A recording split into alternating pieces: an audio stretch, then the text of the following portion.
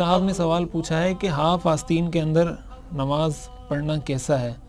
Half آستین ایک ہے کہ شروع سے ہی آستین ہاف ہو، ایسی صورت میں تو اس میں نماز پڑھنے میں فقہاء نے لکھا ہے کوئی حرج کی بات نہیں، لیکن اگر کسی کی آستین مکمل ہے اور اس نے آستینیں چڑھائی ہوئی ہیں، ایسی حالت میں نماز پڑھنا یہ مکروہ ہے۔ اس میں حدیث شریف میں اس سے منع کیا گیا ہے۔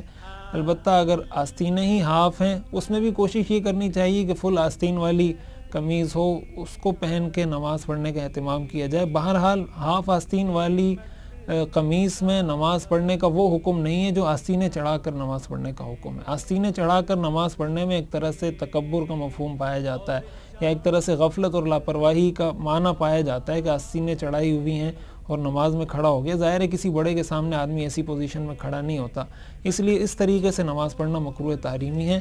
ہاف آستین والی قمیص میں نماز پڑھی جا سکتی ہے، اس میں بھی بہتر یہی ہے کہ اگر فل آستین والی ہو تو بہت ہی اچھا ہے۔